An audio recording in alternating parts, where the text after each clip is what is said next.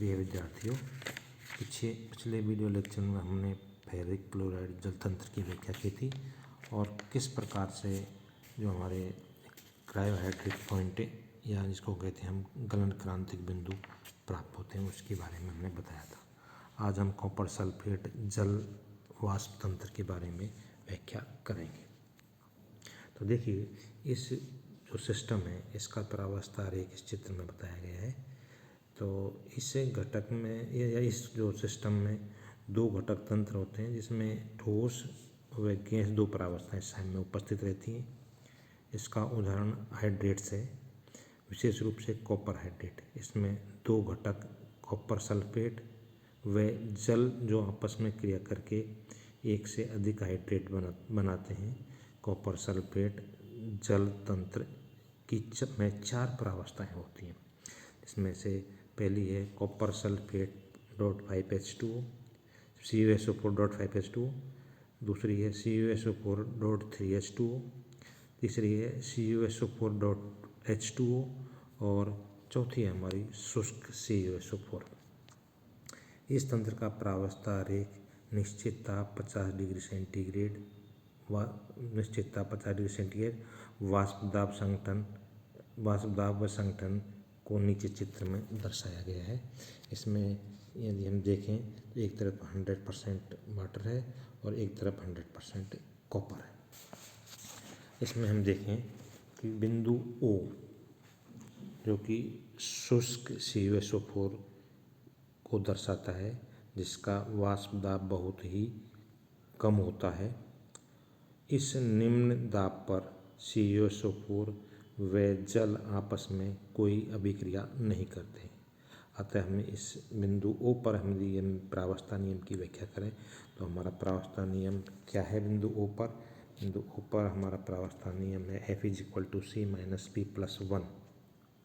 तो यहाँ पे प्रावस्था हमारी 2 हो गई, तो F=2 - 2 + 1 अर्थात डिग्री ऑफ फ्रीडम का मान 1 होगा, जो ये दर्शाता है कि इस बिंदु पर तंत्र हमारा एक चर है और एक निश्चित हमारा पॉइंट है।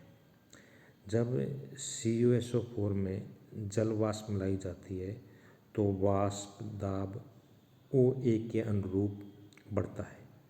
वह लवण शुष्क रहता है, लेकिन दाब 4.5 mmHg पर या बिंदु A पर शुष्क CuSO4 जल को अवशोषित करता है। वह मोनोहाइड्रेट जिसको हम कहते हैं CuSO4+H2O, तो CuSO4.H2O बनता है।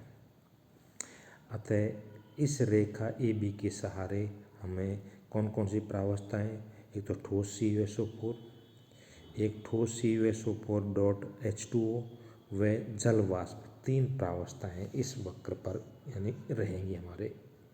तो इस पर हम देखें तो हमारा जो प्रावस्था नियम है वो F=C-P+1। तो F का मान तो हमारा हम निकालें तो C का मान तो हमारा दो घटक तंत्र है, P का मान हमारा 3 हो गया, तो हमारा 2 - 3 + 1, तो डिग्री ऑफ फ्रीडम का मान हमारा क्या हो गया 0, अर्थात इस वक्र पर तंत्र हमारा क्या होगा, अचर होगा।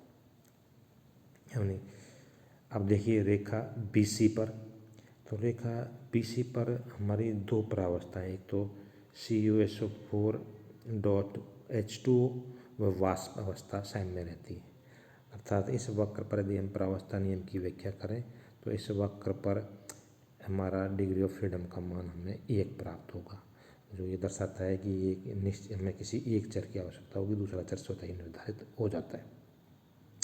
यदि इसमें हम और अधिक जल वाष्प मिलाते जाएँ तो 30.9 डिग्री से 9 mmHg जो वाष्प दाब है तक बढ़ता है, तथा इस दाब या बिंदु C पर हमारी कौन कौन सी प्रावस्थाएं होगी, CuSO4.H2O CuSO4.3H2O में बदल जाता है, अर्थात CuSO4.H2O + H2O CuSO4.3H2O में कन्वर्ट हो जाता है।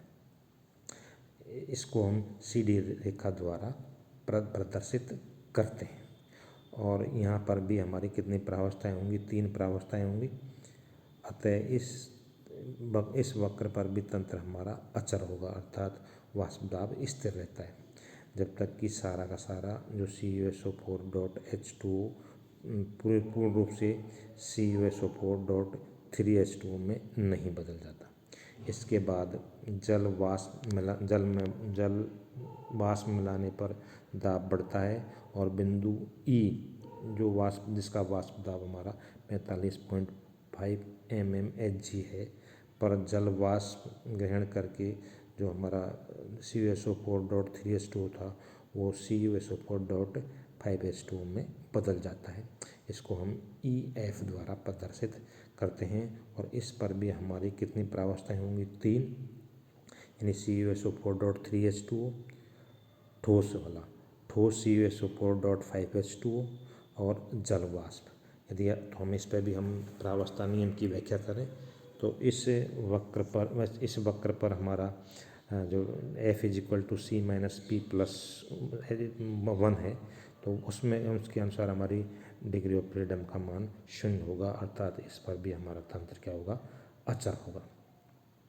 अब बिंदु F पर CuSO4 का हाइड्रेट में बदलना कंप्लीट हो जाता है, यानी कि जो हमारा ये CuSO4 है ये .3H2O से CuSO4.5H2O में बदल जाता है और यहाँ पर हमारा जो ठोस वो कौन सा है? CuSO4.5H2O वह जल वाष्प के संग में रहती है, अर्थात इस रेखा को हम FG चर से भी कह सकते हैं।